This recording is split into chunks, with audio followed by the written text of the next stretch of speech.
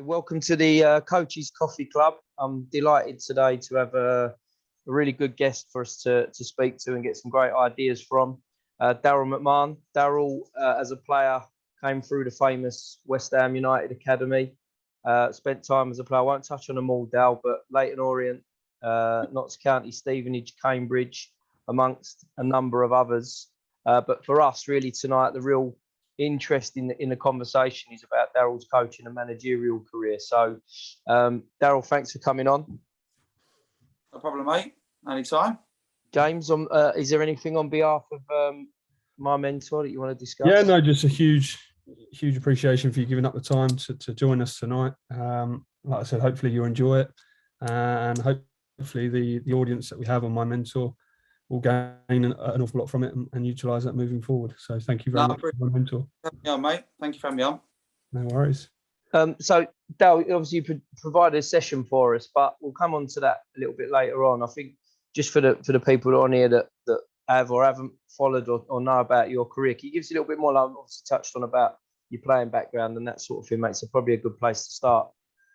Yeah, so I moved originally from Dublin, moved to London in 1999, which seems a long time ago now. I was 15 to join West Ham. I was at West Ham until I was 21 years old.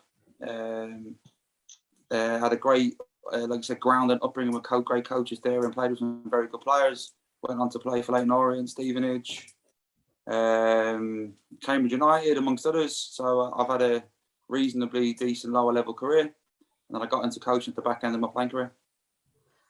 I think with like a lot of people, obviously your playing career is something that you will be, and I'm sure immensely proud of. And obviously I remember you as a player at Leyton Orient, which is when we would have first met. But how much of an influence on your early coaching career, or even now, do you think your playing career has? Because I think a lot of people refer back to it. Some of us obviously haven't had one. How much do you think it impacts what you do now or what you have done? You know what I think for me was massive, like probably subconsciously. It was nothing that when I was like young, I never really wrote anything down. I took anything. I was enjoying the training sessions. There was bits that I really loved and didn't love as I was training and playing in it. I think lots of players do. So I think subconsciously I was taking it in without really having a massive interest as a young player in coaching. And then when I got to probably 26, 27, I decided that I really want to have a go at coaching. And the biggest thing that drew me into coaching was probably that I felt that I didn't maximise what I had as a player. And I felt the initial thing for me was, could I help people that I saw was maybe going off the track, and could I help them get back on it? And that was a big draw to me at coaching when I first started. Yeah, I find that interesting, because I think when we look at what English football's become now, obviously at the very top is where everyone looks. But when you look at what it's becoming or started to become further down the ladder, I actually think when you talk about you as a player there, I think you're probably a little bit before your time in terms of the type of player that you was. Certainly at the level you touched there, the level that you played your regular football at. Probably a player that had different strengths. It probably would have been a little bit more suited to modern day football than perhaps League Two football. What talking? I always think like possibly, yeah, but I feel I look back and I think you've got to be accountable for your career as well. And I feel like, did I learn enough of the other side of the game, or did I just really rely on my technical ability that I felt I had as a youngster? And I thought, did I develop enough? Was I pushed enough as well to develop enough in different areas? Was it shown to me enough? Did I see it enough? Was it explained to me enough? And as well, I really think as well, there wasn't that much individual coaching when you were a player coming through the ranks that I was many years ago. Apart from when I got to probably Glenn Roder, when Glenn Roder was the reserve team manager at West Ham, he took a real interest in me. And I think probably as well, Glenn, being a technical player himself, and he was very into people that could do tricks and skills, etc. And he really wanted to help me express myself. And he was probably the only one when I was young in my career that took a real interest in that. Yeah, which makes it really tough, doesn't it? I suppose the great place for us to start when it comes to a bit more information on coaching is like, once you got to that 26, 27 age that you mentioned, you start to take a little bit more interest in your own game, I suppose. And then also what you're going to do once your career comes to an end. Can you tell everyone a little bit about where it all started and where you started to get your hands dirty as a coach? Yeah, my very first coaching job, I was doing my level 2 again when I was about 26, and I was volunteering for a Pro Tech Academy on a Friday night over Hertfordshire way. And I literally went down on a Friday, and there was like 16 to 18-year-olds, and I was just helping out and assisting and getting involved and joining in sometimes. I was still a player then, so I can still run around and get involved. So, and a lot as well, when I started coaching, where you don't have the confidence probably to stand up and in front of people, I could show people what I wanted them to do, and I could still do it pretty easily. And when I'm, with no disrespect to the kids that you coached then, who were in a college team, I was a bit better than them kids, so I could do things they couldn't do, and I could show them, and instantly they bought into me. So I traded off that at the start of my coaching career, really, because until I grew the confidence to be able to speak to people and show people and tell people, and I probably used that for a couple of years, really. So that was my first insight really into coaching. Then I went on to do my B license straight after my level 2. On that course, I met Luke Garrard, who was obviously at Boreham Wood. He was a player at Boreham Wood at the time. He was in their academy, heading up their academy. And I joined Boreham Wood that summer and become a full-time coach there. And that's when it really started. It was like 3 or 4 sessions a day, games on a Wednesday. And pretty quickly, I became assistant manager of Boreham Wood's first team as well. So it kind of just snowballed really quickly in a kind of 6-month period, where I went from just being a player into being kind of doing a youth team, taking the first team and still playing. So it was a hectic time, but it was really challenging, but it really taught me a strong work ethic into what I was doing. And it's something that stayed with me the whole way, really. I think it's great because so many people will look at, would search you, looked you up and see what you're doing now and what you've done over the last few years. But it's so easy to forget what makes such an big impression on coaches, young coaches, or where people started their careers, and getting your hands dirty with players that might not necessarily be at the level that you want to work with in the longer term, but you start to learn what you're about as a coach and how to control people. And then you even said there about standing up in front of people, which is something that people take for granted, isn't it? 100%. I can remember as well, even further along down the line, when I was at Ebbsfleet I was caretaker. I don't know what year it was now, maybe 2014. I was caretaker, and I was captain of the team. I was very vocal, but when you're sitting down in the change room amongst 18 people or whatever, and the manager standing in front of you, I was happy to talk and do whatever. But when you're the one standing in front of the room, and when you start talking, everyone goes quiet. It's a different sensation to when you're sitting down. And even the very first time you do it, and like, you know me a long time, I wouldn't class myself as a quiet or nervous person, but when you do it, it is scary, and you're thinking like, did I say that? Did I forget them words? Did I get that right bit of information across? And it is daunting when you first have to do that. And I've had to do it a couple of times, and even like when you go into a new team or a new club with a new group of players, and you step up to a higher level, and they expect more detail, and they expect you to be on point all the time, and you're really just learning. So you have to kind of have that confidence and belief in yourself, and probably the little bit of humility that you are going to make mistakes as well, and just don't pretend that you didn't. I think it's that importance of understanding when you have, because you're not allowed, are you? No. That's the thing, is the minute you've got a new group of people, a new group of players staring at you, waiting for you to come up with a good, there's not really much room for error, is there? So it is important. I think for a lot of people that are going to be listening to what we're saying here, there'll be people that are going into new environments, working with new groups of players, whether it's a group of kids or a group of adults, that have got to understand that is actually allowed, especially when you're in the early stages and you get into grips with it yourself.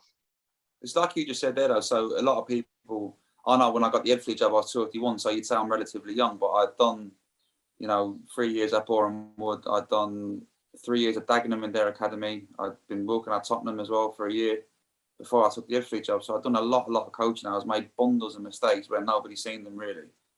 And then when I got the Ebbsfleet first team job, I felt I was ready. I'd managed the college team at Ebbsfleet for 2 years. So I'd had a team, I'd had a way of playing, I'd practiced what I was doing. And I literally took exactly what I was doing with the college team into the first team.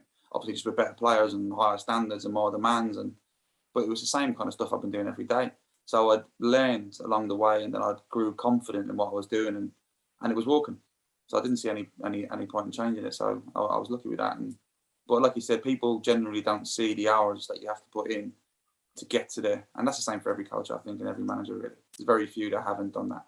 Yeah, Oh, good, mate. Good, I was James. just going to say, like everyone says about getting hours on the field, and that's the most important. But actually, what it is important to have that familiarization with talking at halftime, talking at the end of the game, and prepping the boys. Just as important as doing, as the hours you need to do on the pitch. Because if you can't communicate it, you're going to lose a group of players in front of you, and it is daunting. It's very quick and easily done, unfortunately.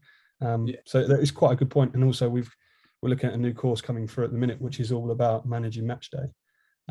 So I was just going to allude to, what have you learned? What would be your tips for any sort of golden nuggets for when you have to stand up in front of a new group or an existing group to keep motivating those players?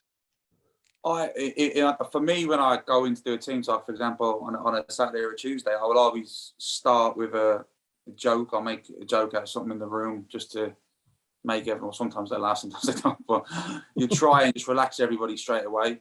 I've always got a sheet on the wall about who's playing and a couple of little bits and bobs on there, and I've always got a couple of quotes from it could be from random, nothing I do with football, from random things, and we'll talk around the quote, and I'll try and bring it back to something maybe that can relate to people in the room to be inspiring. I'll do that every match day. I'll have a different one.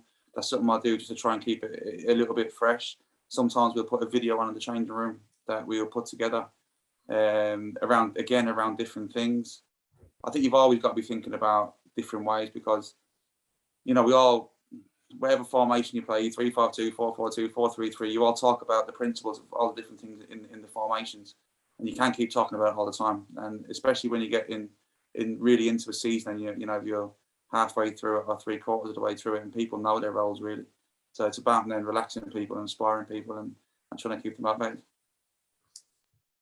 I think that's great because you're where you're working and the people you're trying to inspire, you're seeing them every day. So people will look and say, you get contact with your players, you get a chance to work with them in and out, but you've also got a real good chance of them becoming sick and tired of your voice and your message, especially when it comes to players that are not being picked or not playing. You still got to find a way of motivating them. So I think that's probably something that a lot of people will be able to familiarise with about removing the football for a minute. If you see your kids on a under sevens kids team on a Tuesday night, it's about trying to hook them into something that they're interested in, which might not necessarily be the football. There'll be a lot of weeks when it is, but there'll be other weeks when it's not. So I think I think that's really important for people. One of the things you mentioned just now, Dal, was about working with a academy at Dagenham, which I know obviously you did for a good period of time, and then you also did was Tottenham after you'd left a previous job, or did you have a period where you were at Tottenham? Just for people, I think it's really important that people can associate with the fact that you're a first team manager, but you've worked in a college program and you've also worked with kids of a different age group across different academies. So I've worked in 3 college programs. So the first one was the Bournemouth one that I did. From Bournemouth, I went to Dagenham, and I started off originally at Dagenham coaching the under 11s when Dagenham I think Dagenham were in League 2, maybe League 1, but definitely League 2. So I've done the 11s, 12s for 2 consecutive seasons at Dagenham. Then I went full time at Dagenham. I was the lead foundation coach and helping set up the college program they were trying to do. So I overseen the 9s to 12s, and I managed on the 15s as well. And while I was doing this, I was still playing. So I was still playing I was at Ebbsfleet at the time. So I had kind of 2 or 3 different hats on every day in what I was doing. Eventually, Ebbsfleet wanted to set up an academy, and they asked me to become an academy manager to set it all up, which in the first instance was to set up a college team, basically, which we tried to run like a pro club. So we went to the exit trials and stuff like that and tried to recruit 16-year-olds first year so we could have them for 2 years in a cycle.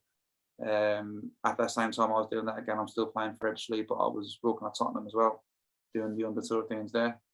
So I was working 7 days a week, and it wasn't for the money, it was because I just wanted as much contact time with different people, different players, different abilities, different learning skills, so I could become better at what I was doing, really. That was the key thing for me. And I had it kind of in my head that I wanted to give it a real 2 or 3 year period where I'm doing as much as I can before I had kids as well, which changes everything as well. So you have to give it more of your time. So I really threw myself into that 2 or 3 years before I had my first child. Me and my wife, I didn't actually have the child, my wife did. So, and that was really important. And then you learn so much from all of that. And then when the Ebbsfleet manager's job come around, when I was offered it, I stopped and everything and just concentrated on that. Brilliant.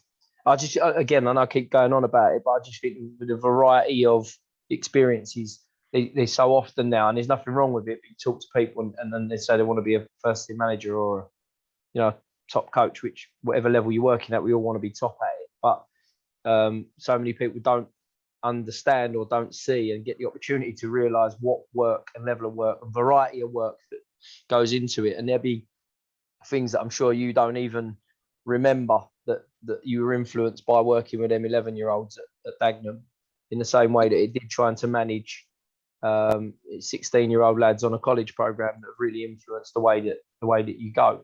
I know you've provided a session that gets shared with the people that are part of the coffee club that we'll talk about a little bit in a minute. But with regards to, I don't massively like the word philosophy, because I think once you start to work with a regular group of players, it can vary so much, and you have to manipulate certain things of players that are available, the players that you've signed or you've got in front of you at a period of time, like you would have had when you walked in on the first day at all the different clubs that you've worked at. But what helped you come up with the way that you, in terms of the way that you want to play? I've watched your team, and will you describe it as a good attacking style of football? But there's so many loose terminologies that you can use to throw out there how a team looks, that I think it's important for people to understand what was behind it as much as what it is that you do with your teams. I think the first thing that I'll definitely say about all of philosophies, and a lot of people talk about that. I know. I think my first bit's more about the human principles, about how you walk and how you behave, and when you come into work, that you're hard working, you're honest, try your best, you're on time, you're disciplined, and they're the first thing. That's my first bit of a philosophy. So if you've got people that find into, the work ethic. You said a minute ago about being a top coach, a top player, or whatever you want to be. So you go, the end goal is here, and then walk back in the processes to get you there. So I want to manage in the Premier League, so you want to do that. So what does that look like? How do I get there? How many hours do I have to put in? How much work do I have to do? And people have to go through all that to get to where they want to be. And I think it's exactly the same as when you're putting a philosophy together or trying to put together a winning football team. It's no different. So how I like to play is having the ball more than the opposition, but that can't always happen. If I'd like it to happen, and you've got to just be adaptable to situations. I don't think you can be too, fixed or driven into, we're playing this way every week, because unless you're Man City and you're the best team in the world, you've got to be able to, do different things and come up with different ideas, and players have got to be flexible, and you've got to expose them to different situations in training and games. And if you, in your recruitment stuff, if you can get players that can play different positions, it's massively helpful as well to adapt your situation. But I always just work off the process of everyone's fit, working hard, and understands we predominantly play, which you've seen us play 3-4-2. We are, I would say, we're pretty fixed in terms of positioning how we play, and try and find spare players and stuff like that, which is quite complicated to describe sometimes. But it's taken 6 months or a year to get that. It didn't happen overnight, and I like the teams to play with a bit of flair and freedom, because I always think if I'm on the sideline watching it and I'm bored watching it, that probably means the players are bored playing in it and the fans are bored watching it. So I always try and constantly relate to creating chances and being aggressive and being on the front foot and giving players freedom. I think I always say that there's a fine line between that, feeling confident, really confident in yourself, and not really caring. Do you know what I mean? Where you feel that thing where you'll try things, and I always feel like the best performances come from that. So if you can try and create that environment all the time where people feel comfortable and know their roles, and trust them, praise them, let them know what they're good at, and let them go and do it. And correct me if I'm wrong, but that transfers to anybody. That transfers to you, motivating your staff and the people that come to work and have to deliver that for you every day. And it also transfers to the people that are going out and having to put on the performances as well, at any age group. Any age group. And I always say as well, for me, no one's ever walked with me or played for me or been a coach with me, or I've never walked for anybody else. Whatever I ask you to do, I'll do the same.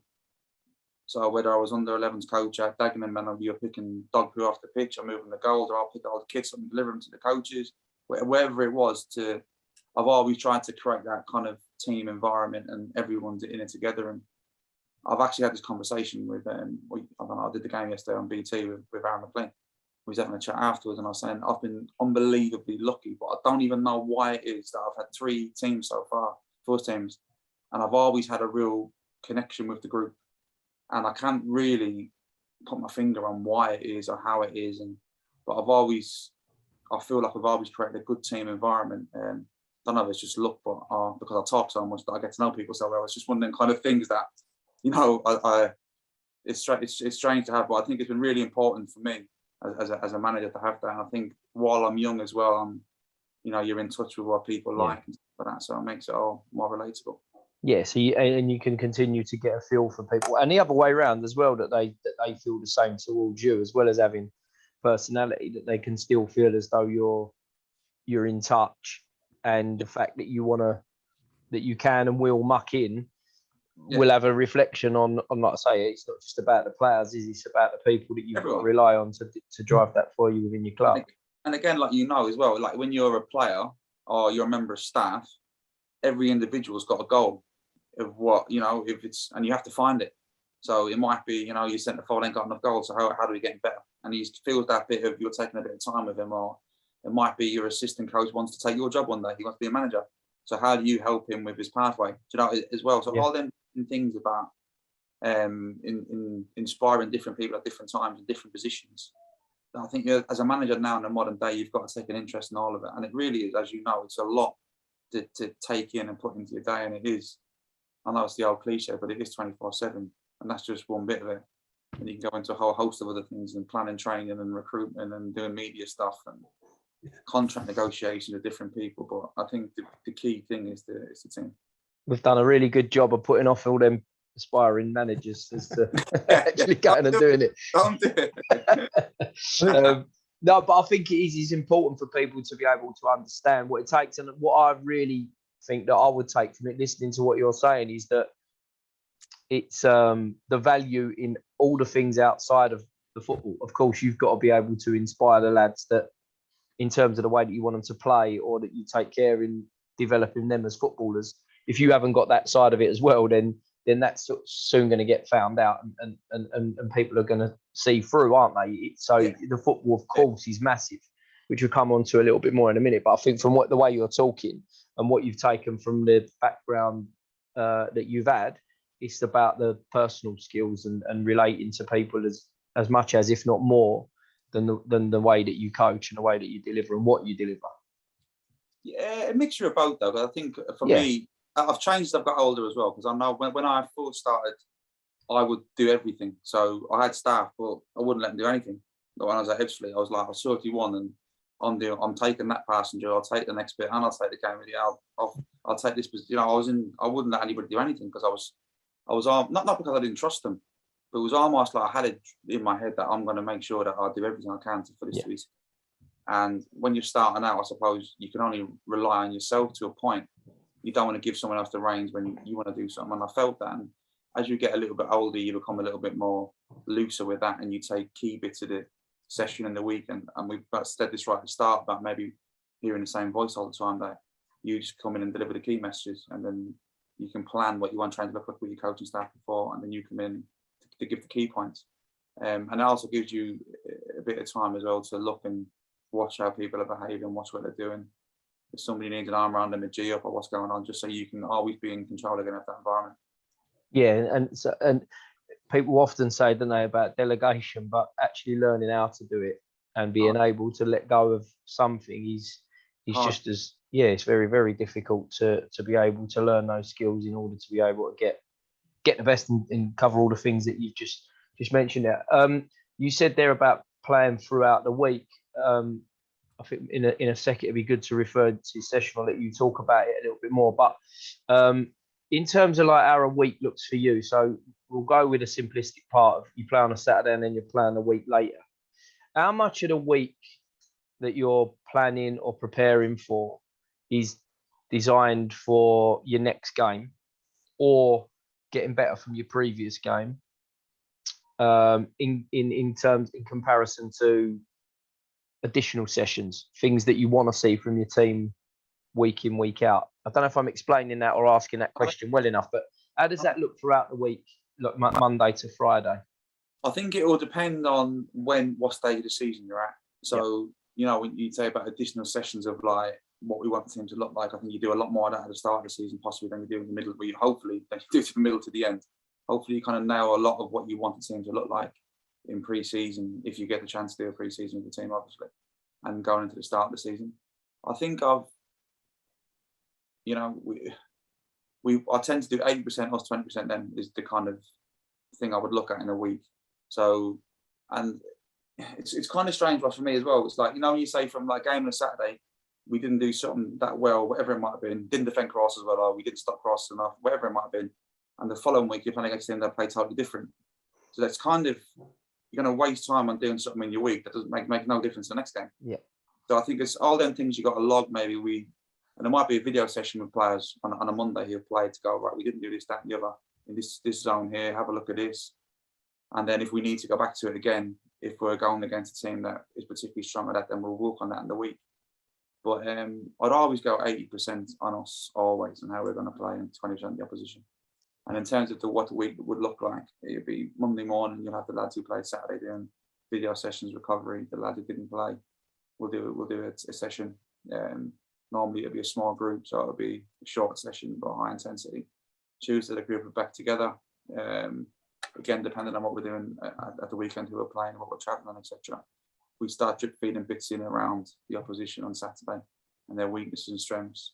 And again, it's difficult to say what we do because it depends who we're playing against and both their weaknesses and what strengths they might have. So we go into detail with that on the Tuesday, but it'd be a pretty high intense session. So we wouldn't put loads and loads in. You might, put a game in with different rules around it where it's pinpointing the boys where we're going. And then Thursday really nail down the detail of what that looks like. Who we're playing against, who needs to be where we can hurt teams, where they might hurt us, maybe some set pieces and stuff. And then Friday, I always do the same thing. We get against 11 mannequins, just passing patterns for the starting 11, and just again where everybody should be, wherever the ball is. And then we go into normally just 6v6 is a bit of fun, so they go away happy and smiling. It's important. I think it's really really important that there you just talked about some of the sessions within that week. So for argument's sake, like being able to familiarise with that Monday session now with like the players that haven't played on a Monday. So it's you said there about small group, high intensity, but it's about trying to create a session that the lads are going to enjoy being part of, isn't it? Yeah. It's most important. And it's like, it's so simplistic, but you go, I see a lot of coaches now doing possession games or loads of passing drills, and the lads want to kick a ball into the goal. So you can create whatever you want with goals in it. I think if they're scoring goals, they're blocking shots on goals, they enjoy it more, and it's more competitive. So that energy you want to get out of it, get them sweating, get them happy. And it's really important. And it sounds simple, and we all know all different coaches have got different games they like doing. But I do love doing 2v2s or 3v3s in tight spaces, and it's competitive, and I think players enjoy it. And I'm all about as many touches of the ball everyone can get every day, the better it is for everyone. And then, just because obviously we're touching on your week, in terms of the players that perhaps don't make the first 11 or even the squad, how do you sort of tackle that one? Because obviously if you're working on something relevant to the game on Saturday, is it just rotation of the players during the week and then the team goes up on the match day? And equally, how do you have that conversation with the players that haven't made the squad, and how do you motivate them the week going on? Because obviously you talked a lot about you're building the relationships, and you're very familiar with your players like that, which is excellent, and it's just good for the audience to hear that, really. I think, James, with the players, I'll probably said how much I interact with the players, but it's something that I'll do if on a Monday a player's particularly down from Saturday, when you notice, and maybe Saturday's a bit raw to talk to people, you'd make sure you maybe call that player in earlier for a coffee before we start training, have a chat and stuff like that. But I'll always speak to every player every day, to be honest. There wouldn't be a day that I wouldn't speak to all of the players, even if it's, how are you? I'd make sure that I make the time to do that every single day, because I do think that's really, really important. in terms of naming a team or doing a setup, I will, unless I'm unsure about a player on a decision, on one of my decisions for a game, I'd have, as I said on the Friday, where I'd have the 11 players. If I wasn't sure with somebody, I'd have 12 or 13, and then I'd name it on the Saturday.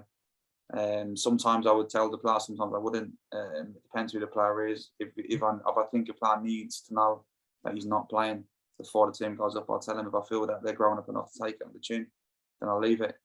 And as well, I think about motivation as well. It can't always be me to motivate everybody. They've got to be motivated as well. You know, I think it's a lot of things I hear now in the media. It's like, the manager's not getting the most out of the players. Well, are they getting the most? I'm a Man United fan, by the way. So I look at Man United and I think, you know, if you've got to ask people to run, then we're in trouble. You're in real trouble, you know. And I think, everybody's got to be accountable for what we're doing. And you've got to make that clear when you're working with a group of players that this is what we're trying to achieve. And I always say to the players that the result is my fault, whatever it is, but the performance is on you. Because you're out on the pitch. If you don't know what you're meant to be doing, come and talk to me before we play. And you've got enough time to talk if you're unsure about anything. But when you step across the line, it's how you perform. And then just finally, because you touched on Man United, I'm sorry to bring that up again. I'm an Arsenal fan, so it's not that great this end either. Yeah. Role models or mentors. Who would you say is your mentor in terms of coaching, or who was your role model? And then I gather where that's going. And then who's been sort of your coaching mentor, someone that you can ring and have a chat with when things are going well, and also when they're not going so well? I've got a few, to be honest, that I would say in terms of coaching mentors and people I talk to. My assistant, Steve Gritt, who's 64 years old now, and he's been with me the whole time. And it was something that I was really, Gritty's obviously very experienced. You know, people that know him, he's managed Charlton, he's managed Brighton. He was assistant at Ebbsfleet and lost his job. And then I brought him back in with me when I got the Ebbsfleet job. And for me, it was like I'm lucky in the sense of that. My biggest thing when I got the job at Ebbsfleet was what am I not good at?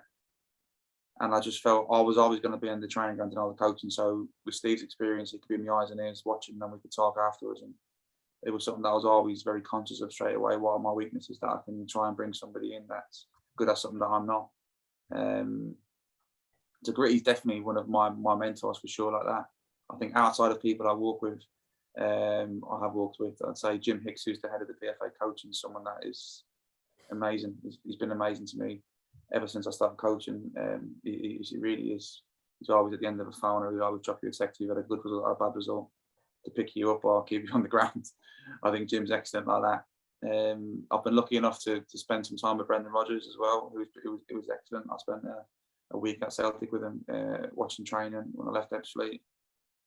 Went to a couple of games with him, and that was really interesting to see how he sets his team up. He showed me some different things he does around recruitment and stuff like that. So that was really eye-opening as well. So I've been lucky to have many that have helped me, and people like Justin Cochran, who I'll give a mention to. I think he's working at Manchester. He was working at Manchester United now, and he's a top coach and a great guy that I can always talk to as well. And Ross is all right as well sometimes. Yeah. When he needs to go on a podcast. No, I think just on top of some of that, really, flipping it a little bit round a little bit, but you talked a lot about your relationship with your players and your staff and the people around you. And I think, I'm sure with a number of those people you've just mentioned there, would impact this as well. But when it comes to your players, how much feedback, how much input do the players have on what you do? And I don't mean that you sit down and talk to them about whether you should play 3 or 4 at the back. I sort of more mean about what the sessions are like, how you work with the players in training. Because I think that it's obviously something that's probably evolving in football a little bit more, but certainly for people that work with younger players or don't get contact with players as much as you do throughout the week. Yeah. How much I like that session. I watched a session with my little boy in the other day, and this ain't great. And he came up to me at the end and went, "Dad, this is brilliant. I want to do this when I go training." So there's so many different ways in which it can happen. I'm just trying to sort of paint that picture for different people in terms of how I mean the question. But how much do they have an input in what you do or how you do it in different ways?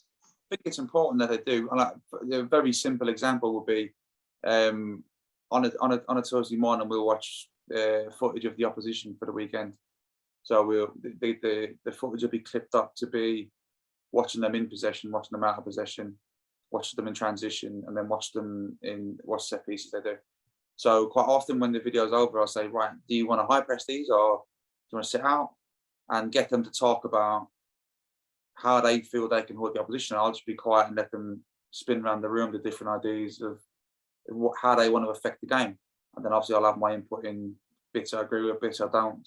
What about this? What about that? But I feel like they feel they're having an impact on the game plan, which I think's important, because when they go on the pitch, they're more likely to buy into the game plan if they've been part of building it. And I think it's important that you give them that freedom to speak and to have input, because I think nowadays, and it'll get more and more intense, I think, in terms of that players now have got access to everything, in terms of watching other teams train, watching other teams sessions, watching, and with social media stuff, how much bits and bobs are on there. So I think it's important that you always take their opinion on board. But I think you've got to do what you want to do as well. We're playing, this is my style, this is how we do it. But you have to understand what it looks like if they're playing this way. Yeah, I agree. I think the rationale or the reason behind that was, one, just to counteract a little bit that question that James asked about the people that have influenced you or impacts what you do. But also about, I was listening to someone talk the other day, and they were saying about just letting the players know why you're doing something. So actually, right, brilliant. I think it's fantastic that you consult the players in, do we press, do we drop off, how are we gonna score goals against this team at the weekend, for example. But I think sometimes the simplistic part of it is, for again, referring to people that will work with their players on numerous different occasions, is including them in terms of, this is why we're doing it. We're attacking these because of this. And it's not always necessarily because they can't defend crosses, or they're not very good from set pieces, or they're a small whatever it might be.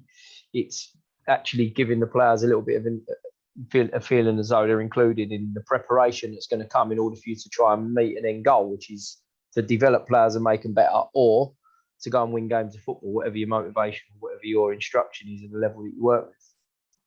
No, definitely. I think, and for me, in the job I do now, it's both. It is going to be developing players and winning games of football. I think Dagenham have always had that history of doing that. So that's definitely something that we do. And talking about, again, a game plan last week for us, we had a game against Wrexham last week, and we felt that their strikers are two of the best centre forwards in the league. And it was, how do we defend against them, or how do we play out against them? And we felt they were brilliant going forward, but we could play out against them. And we felt that if we frustrated them and made them run and got the players instantly to buy in, so they won't want to run if we keep passing the ball, keep moving the ball. And it was something straight away, they could watch it on the screen where other teams could play out against them, and they bought into it instantly. It was like they couldn't wait to go and play on the Sunday, to go and make people run, make people walk against a fantastic team, a team that's finished second in the league and has had a great season. And they really bought into seeing that, how they could hold that team with the ball. I could talk about the fact of you passing the ball all night long, because I think that's something that gets missed by people. Is of course Man City, you referred to them earlier. Looks fantastic. It's a style of play that a lot of people are obviously tuning into now and respecting a hell of a lot more. But a lot of it's because it's a little bit more picturesque and enjoyable, and people get more of the ball. But that demoralising of the opposition, that suffering of the opposition, with the greatest respect it, but especially with the level of football that you're working at the moment, and certainly for people that can familiarise with non-league football or Sunday morning football, if you can dominate possession of the ball, it's not just about your team looking pretty and looking how you want them to look. It's about the impact and the effect physically and mentally as on the opposition. We like, for example, in that game, they probably got, on paper anyway, better players than people will say they got better players than we have. But if they can't get the ball, sometimes they can just get frustrated as well. Why can't we get the ball back? Why? And it starts then becoming a game where you're upsetting their mentality and their shape, and someone comes and presses you when they shouldn't, and then you can play through them, and like you said, you disrupt what they want to do. And it's a style that we've tried to play with all season. That's probably why we conceded too many goals, because we ourselves are open, and something that we've got to really refine moving forward if we want to win promotion. But the initial bit of us being open, expansive, and attacking was something that I really wanted to bring to Dagenham, was something that I've had at the two clubs I've worked with previously, and hopefully, like I said, we can refine that next season. Just with regards to you, there's a lot you've touched on probably that regarding this bit that maybe if I'm asking you to repeat, then feel free to say. But leadership's obviously a massive part of what you do. It's most of your job in terms of what you've touched on already with regarding outside of all the football stuff, if you like. But do you think it's changed or evolved, Dale, in recent times for you? Or has it been something that you think consistently you've stuck to in all the different roles that you've had? I don't think I've consistently stuck to anything, to be honest. I think I've consistently been me. That's the only thing I've stuck to, which is it's the only thing I can be, is me. And I think when you manage in different teams, that we in different situations, like at Ebbsfleet in your first job, you have to win promotion to get up. At Macclesfield, we had huge financial trouble and people couldn't afford to pay bills. So you've got to manage and lead that in a different way. And then coming into Dagenham, when I first came in, we were in a relegation battle. And this season, we've had just missed out on the playoffs. So in terms of the different jobs, I think you lead in a different way, depending on what the club's going through, but always being yourself. And I always revert back to that, because I feel like I've always had that connection with people, because I've always been me. And if people don't like me, or they didn't like me, or we didn't get on, they didn't tend to stay very long with me, because I was clear that I was going to be me. Yeah. And I'm going to go this way. And if you don't want to be part of where the team's going, then you can move to the side. And I think that's really important. And I think it's important as well with leadership that you're clear about where you want to go and how you want to get there, and then players can decide whether they want to buy into it or not. I think, to be honest, one of the reasons why I asked that question, sort of again, if you like, in comparison to some of the bits that you've already spoken about, is I think for a lot of people that be watching and listening to what you're saying are people that won't have full-time jobs in coaching football. Yeah. It'd be a hobby, it'd be an interest, or it'd be, of course, some people will be.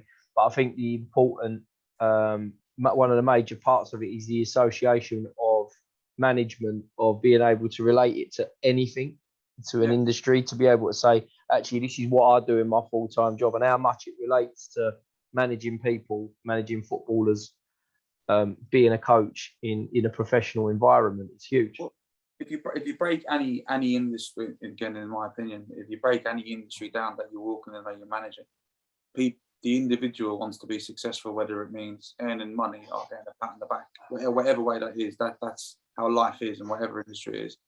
And probably time as well. Money and time people want to have. They're the most important commodities in the world. So I think it's about finding out what the individual in the group, what ticks their box, what floats their boat, what makes them excited, and what makes them want to work and be motivated. Just trying to really find that. And I feel like you've got to take so much time to find out what gets people going, because you have to commit to being able to talk and communicate with them. I've played for a manager before who, I won't name, but he one day he came in with a sheet of paper for everybody and asked them to write down like their favourite things, whatever it might have been. What's your family like? As in, have you got a brother and sister, mum and dad, your background, all stuff like that? And had basically a file on all of us. And I can remember him talking about someone's family in a team talk before, but he didn't know the person, and it just felt weird. You know what I mean? It wasn't personable. It was just like quite fake. And I feel like you can't be fake. You've got to get to know people, take the time, and then you're genuine. And then if you're genuine and people know you want to help them, push them forward and help them achieve their ambitions, I think that's what leadership is, and then people will follow. And it's authentic, which is the most important part of anything, isn't it? Yeah, it is. Anybody can cut corners and pretend they're doing something properly, but you have to get to know people properly. And listen, what it's like. You go into work and someone says, "How the kids?" You know what I mean? Straight away, you walk in. How's your missus? Everyone know the names. You know what I mean? I think it's massive. Yeah. That little thing can make everybody feel so part of what you're doing.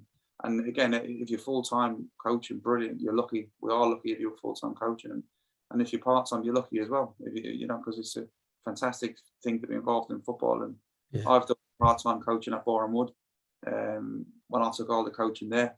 going back many years, me and Luke together. And you just maximise the time you had. It's the same thing. We had to fit the same things for Saturday, but you had to just fit it in a smaller amount of time, and then you sort of prioritise what the most important thing is. But again, you are creating that spirit and that togetherness and that involvement from everybody, so they enjoy what they're doing. That interest piece is key, I think, like you said, especially at non-league, because you literally have Thursday night maybe to have a session where you can have that sort of conversation. And I think you get a real current response, and it might just be a genuine question like that, but suddenly they might be having problems at home that, you know, just by asking that question, suddenly you know where their mindset is, and it allows you to understand perhaps what's going on in training and that. I think just to move on to that, I mean, obviously around the emotional piece and the personal piece, there's obviously a sports science element to that. I was just how does that work for you, your investment in it as a coach and a manager? How important is it to you and what you do as a coach? So when I brought Gritty in, we brought in David Jupp as well, who was the first team coach at Ebbsfleet when I was a player there. So both of them lost their jobs when I was a change manager, and then I come in after that.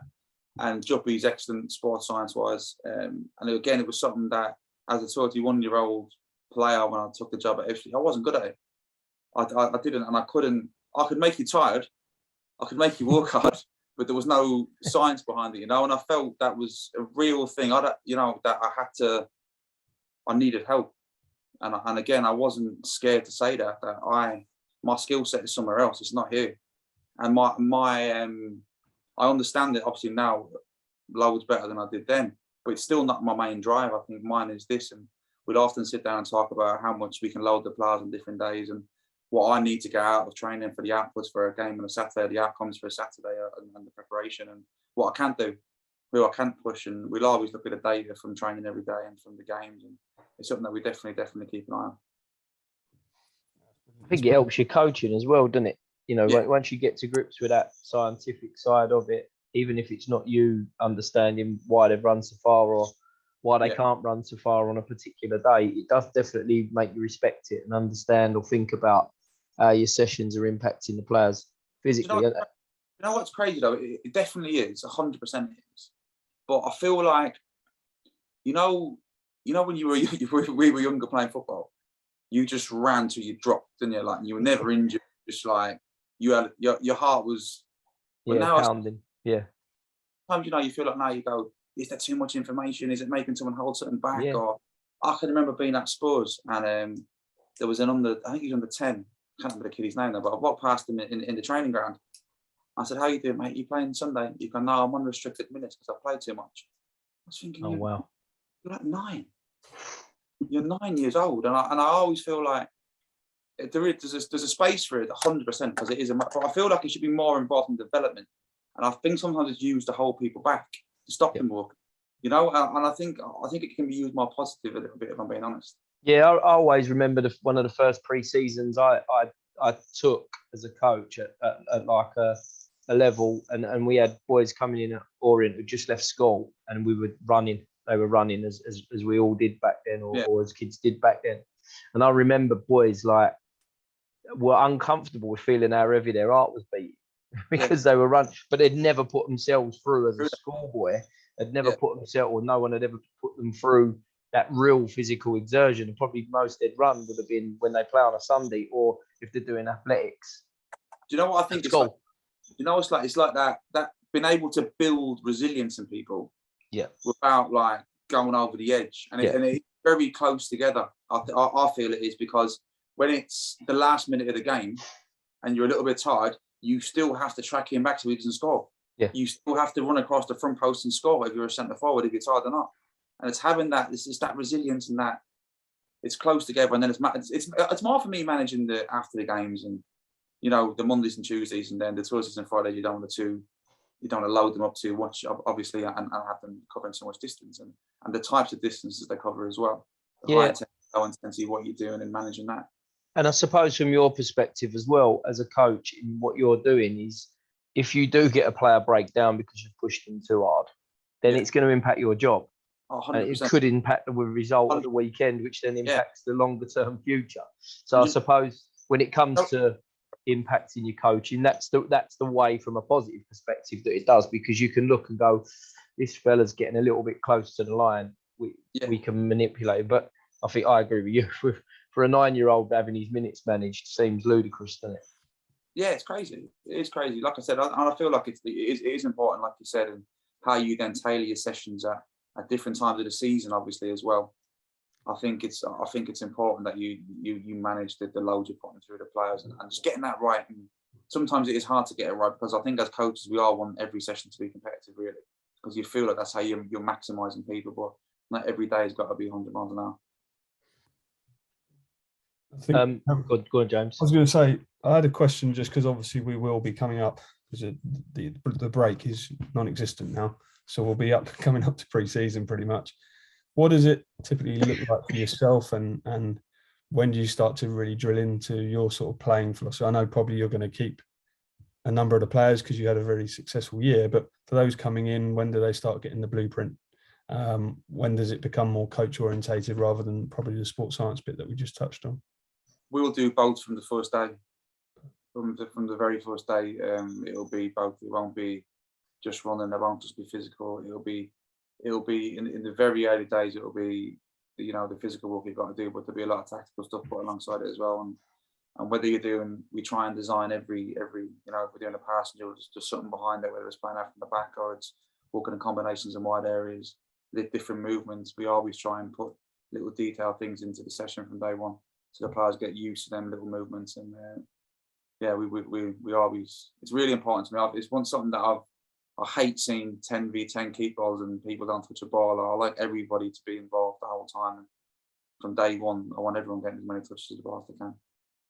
I think that shows a real importance to a lot of people as to what pre-season needs to look like or should look like. Because I think because of the way the modern game is at the very top, and you're talking about supreme athletes all the time, everybody reads into the fact that they get the balls out on day one. But actually there is a respect for the fact that people are working hard and physically having to be fine-tuned, whether it's for Dagenham in the National League or it's for Liverpool in the Champions League.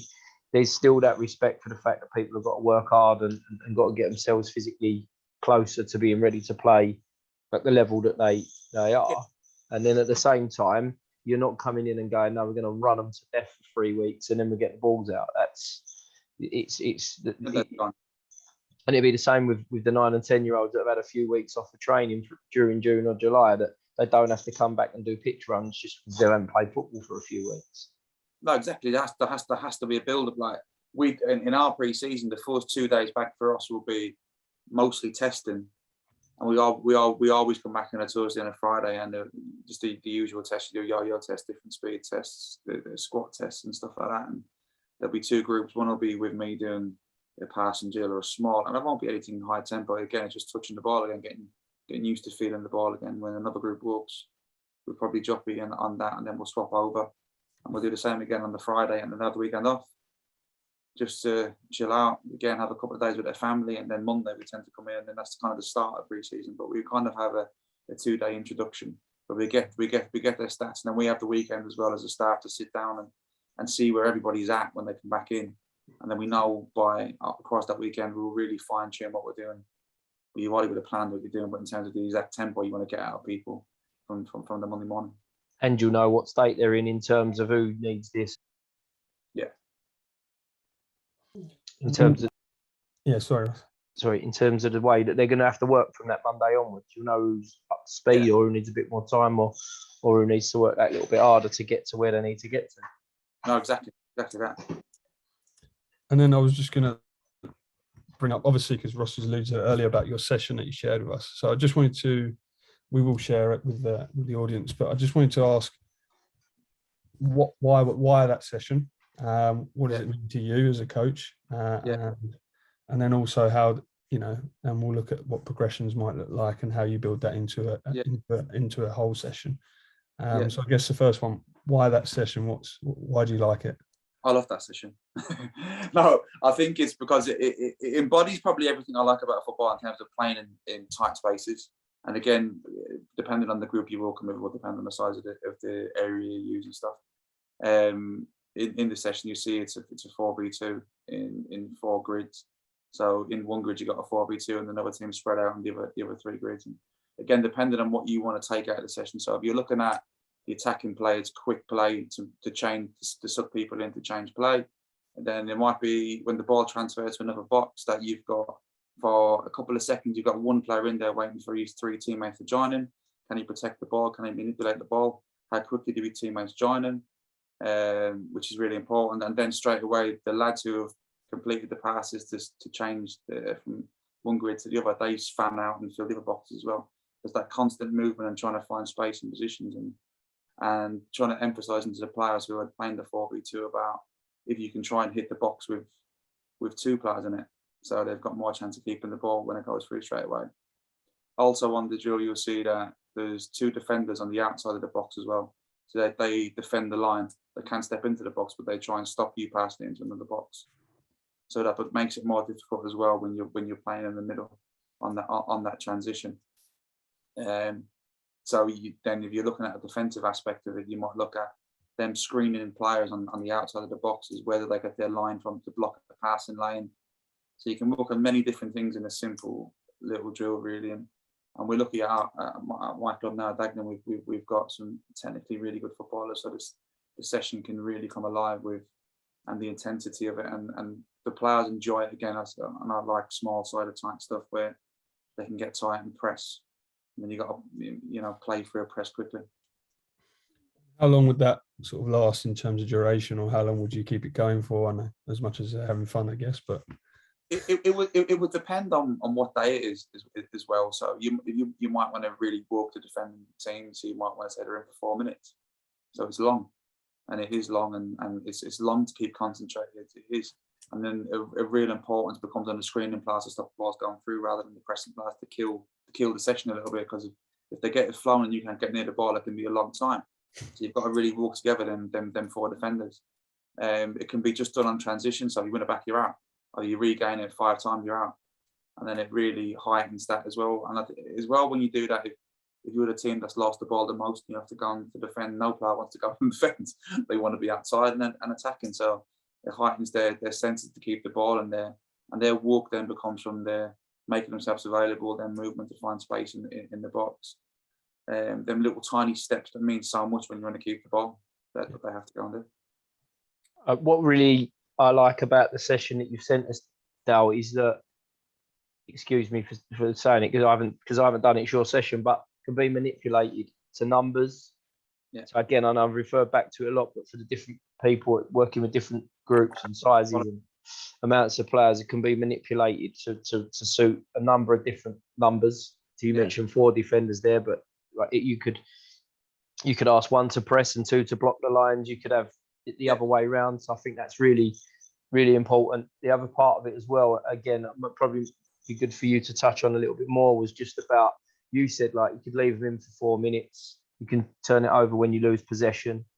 But I think that's probably where you come in, isn't it? That's where you come in terms of your understanding of what you want on the day, what you expect from the players. You talked about there about the little steps, the little movements to receive possession of the ball, the blocking of the defenders, whatever it might be. That's where you come in, and about how often you stop it, if you stop it, if you let it run, how long you want it to run for. All those things is where you come in as the coach. Yeah. And again, it's what outcomes you want out of the session. It's like, if you tell the defenders they're in for 4 minutes, so some of them might think, well, don't matter how many times on the back, I'm in for 4 minutes. So it doesn't really get them going. But it might be that if you don't win it back 10 times in 4 minutes, there's a punishment at the end of it. Because you have to, we want to regain the ball, so you have to do that. And it might be, like you said, on the attacking sense, that you don't want to give the ball away, and then you don't want to use the word hiding, but quickly getting into a position to help your mate receive the ball is important, and being able to do it. And in the boxes, we tend to do it 3 touch maximum. And I remember somebody telling me a saying years ago when I was young: take as many touches as you need, not as many as you want. And I think it's a really important one for players to go, do I need 10 touches, or can I just play in 2? And then I make it have 10 touches because he might need them. I think it's really important that you're able to do that. And there's one I always say to my midfielders, that you're only a good midfield player if you pass the ball to a player and he doesn't lose it. So you've done the right thing with your pass. You've given him time, where you've told him what to do. And they're little things that you really enforce in them in their boxes. And again, it might be you just going around and having a little quiet one, someone's here. You give it away again. Yeah. Do you know what I mean? That just keep people on the toes, know what you're doing. You know, keep the intensity in the session high like that. And it also gives you a great opportunity to manipulate the one who might need to perform under a little bit more pressure. So you said there about you give it away again. You might put the player who can handle it a little bit more pressure on that one, and then reduce it for the one who's giving it away 2 or 3 times. And then you said there about how many touches you need. I think that's massive, because so many times people talk about move it quicker, play quicker. Actually, you can play quicker off of 3 touches than you can 1 sometimes, you know. I say it to my team all the time. What is tempo? Tempo to me is playing as quick as you can under control. That to me is tempo. Now, that can be 4 touches. I ain't got to be 1. If I have 1 touch, but I'm playing quick, I kick it off the pitch, I'm not good to anybody. No, when I can take 2 or 3, manipulate and keep it, and that's playing as quickly as I can under control. And I think that's really important, that people don't just, again, you've seen many coaches do things like that, play faster. Why? Yeah. We go and then just like let people play as quick as they can under control. I think that's important. That's how they get better.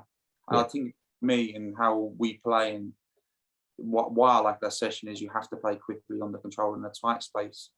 And the players who are pressing you, they'll have our grids won't be massive, so you have got a chance to win the ball back every time that you go and do the walk. So it makes people who are playing play quicker and be more careful with the ball. Yeah. And again, one of the other things probably I didn't mention there about manipulation of the session is that those area sizes can suit advanced players, beginners, young kids, and people that are capable that little bit more capable. And it's like the smaller it is, the harder it is. It is as simple as that. And it might be something that if you're trying for the first time or you're not sure if your group can handle it, just do it a little bit bigger than maybe you think, so they have some success. Yeah. But I think it's important as well, for me, in it, a lot of, again, thinking about the success of keeping the ball, but it's great winning the ball back as well. So if you've got a chance of winning it back, if the grid's too big as well, you can demotivate the defenders. So it's important that if you try and get it spot on if you can. And you've also got the other option there as well, is theming the session to so many different things, either all at once or just in one different night or across 3 or 4 different sessions. That session could last a month, couldn't it? In terms of once a night, twice a week, whatever it might be. 100%. And like you said, you can try different rules on it at different times at any different stages. And I think as well, if you find whatever suits your group, whatever suits your style of play, what you're trying to get out of your group, I think you can walk. And it can be walked just from a defending aspect as well, for me.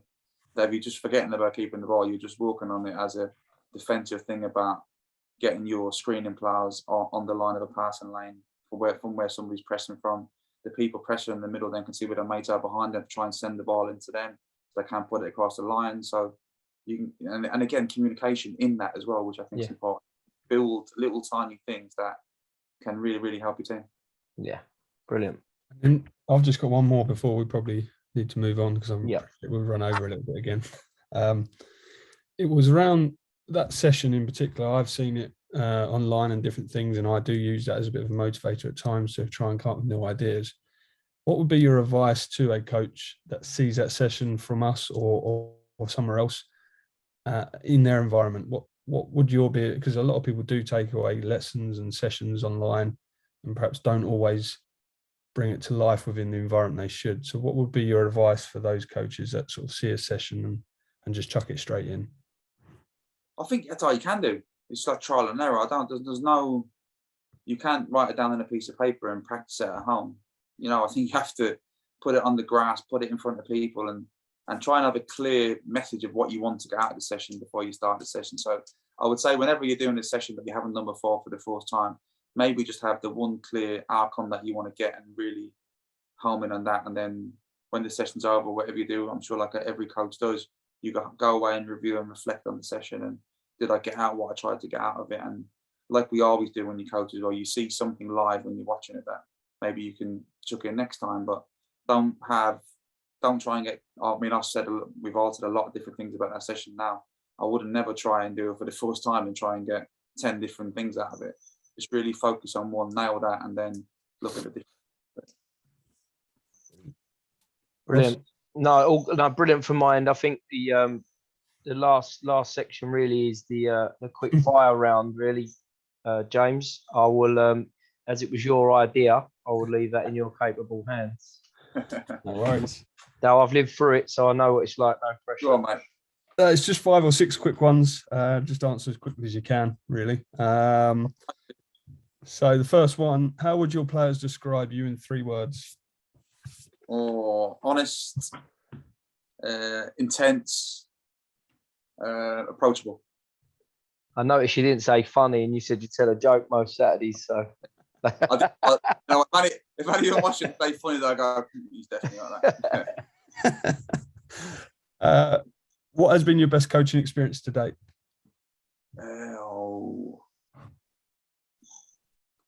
God, that's hard.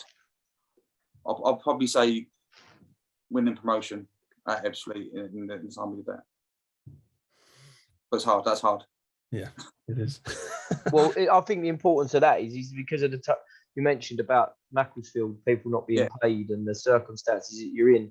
Just to put a team out on the pitch, motivated, ready to play football on a Saturday, amongst other things, would have been a massive achievement. As you know, people won't notice that. Yeah, exactly. No, it's really hard to pick a coach, and I think as well, because I'm not that way. I mean, winning promotion is an obvious thing to say, but mine's more of like, you know, making players better, to be honest. And like they move on, and I think you've improved somebody in some aspect. I think it's the most enjoyable thing about coaching for me. I think that's what it is, to be honest. Yeah, I'll take the promotion back. Okay, and then I've got favourite book. Favourite book? Oh God, probably a Michael Collins book. He was a leader from Cork. You don't know who he is, but he was around the time of the Easter Rising in Ireland. He was a general. That was a good book. And then podcasts? Don't do podcasts. No, I do. Do you know what I do? Overlap. Gary Neville. I've listened to a few of them. With Roy King. Good one. Yeah, Declan Rice was good as well. Yeah, good as well. No, that was good. I like them. And the Coaches Coffee Club, of course. Oh yeah, I'm on it. Now you show me what it is. I'm on it. It goes without saying that one, though. If you could invite anyone around for dinner, who would be the 3 people that you choose? And also, what would you serve? Who would I invite round for dinner? Pep. Yeah. Fergie, if we're talking about football. And Aaron McLean. Because he's quite fun. I'd probably get him serving the food as well, to be fair. What would I cook? I'd probably do a barbecue. I'm decent on a barbecue. I ain't bad on a barbecue, to be fair. Very good. And if you had to choose someone outside of football?